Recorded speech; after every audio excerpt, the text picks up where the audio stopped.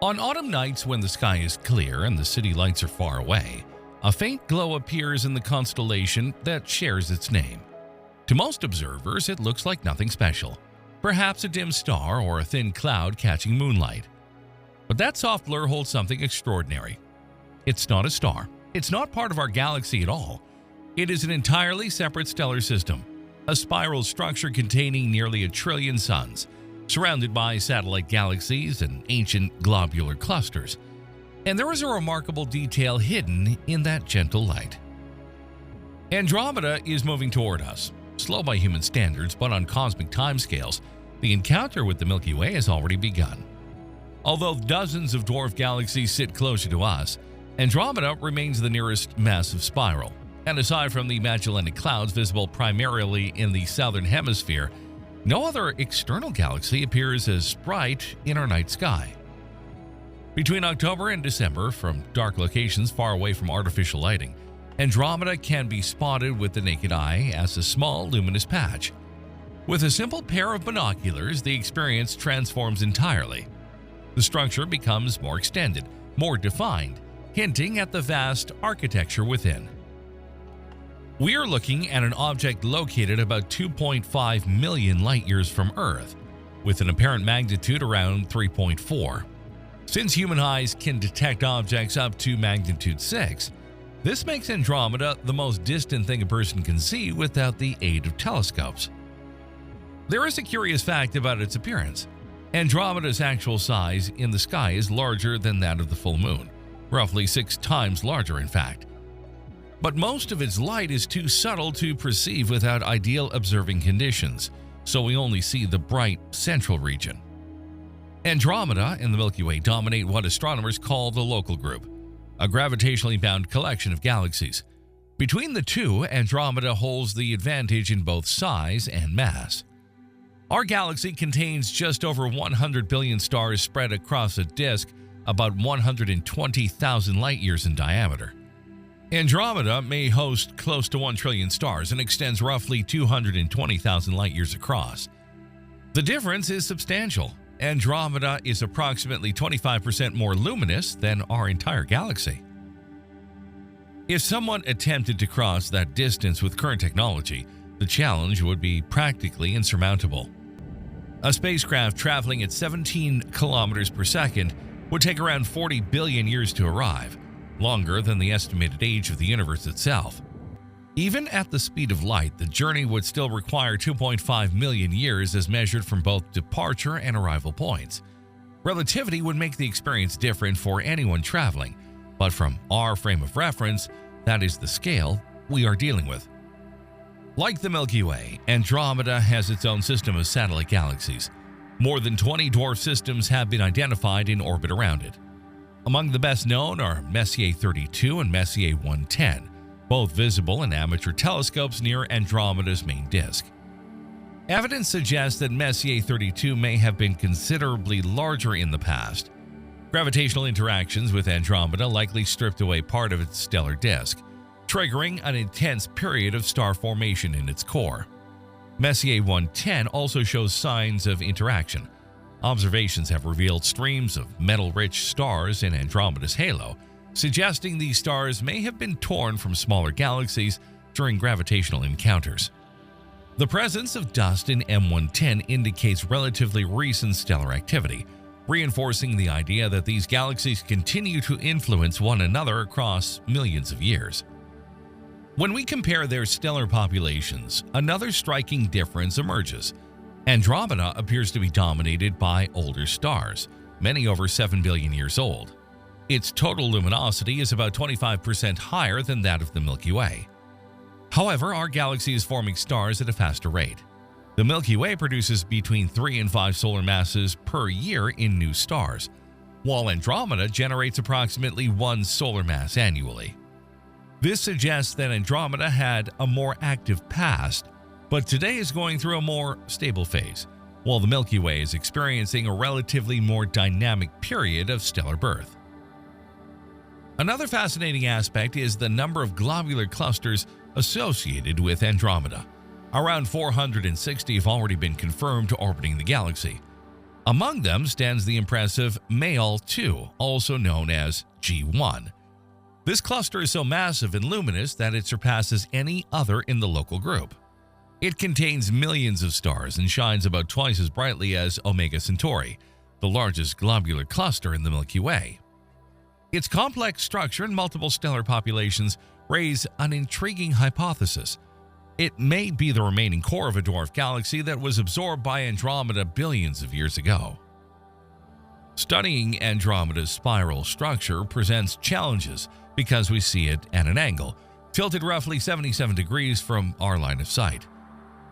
Even so, processed images reveal two main arms that extend about 13,000 light-years and can be traced to roughly 1,600 light-years from the core. Infrared observations carried out by the Spitzer Space Telescope showed that these arms emerge from a central bar and cross a large ring of matter. However, they are not perfectly continuous. They show segments and irregularities along their length, evidence of past gravitational disturbances that shaped the galaxy's current form. At the center of Andromeda lies an intriguing mystery.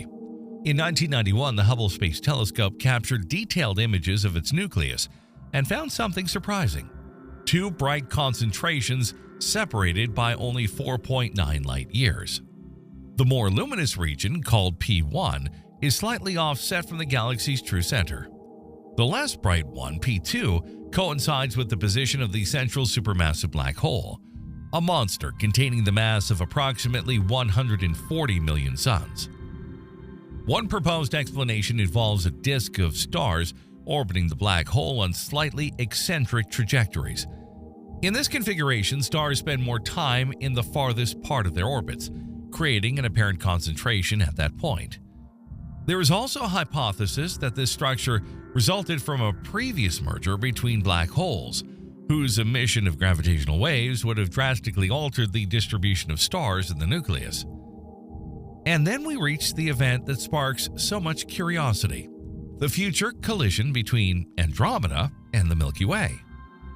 Detailed measurements made with Hubble comparing stellar positions over the years indicate that Andromeda is approaching at about 68 miles per second, as evidenced by its blue shift. Estimates point to an encounter in approximately 4.5 to 5 billion years. What would happen to our solar system in this scenario? Simulations suggest there is about a 50% probability that we would be thrown into a region 3 times farther from the galactic center than we are today. There is also an estimated 12% chance that the solar system would be completely ejected from the resulting galaxy. Even so, the distances between stars are so vast that direct collisions between stellar systems would be unlikely. Galaxies pass through each other more like two swarms of bees than two solid objects. Stars slip past one another with enormous amounts of empty space in between. Curiously, when this merger occurs, Earth will probably no longer be habitable. Within 0.5 to 1.5 billion years, the gradual increase in solar luminosity is expected to evaporate the oceans and trigger a runaway greenhouse effect.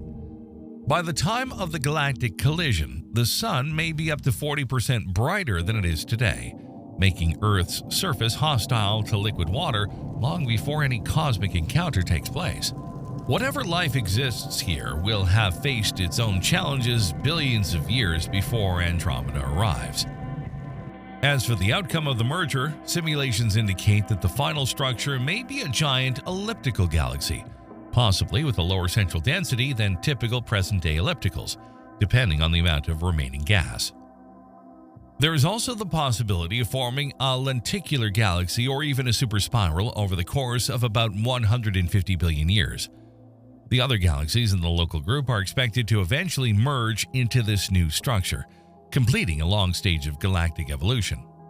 What was once a neighborhood of separate systems will become a single massive island of stars.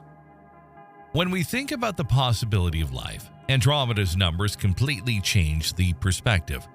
With 1 trillion stars, about 10 times more than the Milky Way, the mathematics of astrobiology takes on colossal proportions. Even if the conditions for the emergence of life are extraordinarily rare, a sample of 1 trillion stellar systems makes the complete absence of life an almost unreasonable statistical assumption. Life on Earth took billions of years to go from single-celled organisms to complex beings. Andromeda's long-term stability offers a formidable window of time for life forms not only to have arisen, but to have evolved beyond what we can comprehend. Because Andromeda had a very active past and is more stable today, it is plausible to consider that entire civilizations may have flourished, looked at the Milky Way in their sky, and eventually returned to cosmic dust, all before Earth even formed. We may not be alone in the universe, but we may never know who came before us. Looking at Andromeda is therefore looking at both the past and the future at the same time. We see light that left 2.5 million years ago, but we also glimpse the destiny of our own galaxy. On a human scale, all of this seems too distant to matter.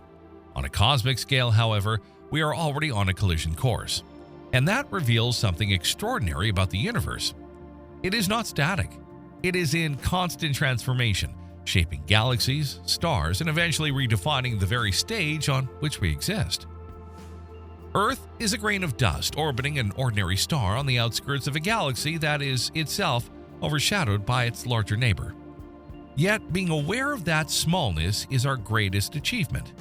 We are part of the universe that developed the ability to look at itself, measure its own scale, and calculate the mass of galaxies millions of light years away.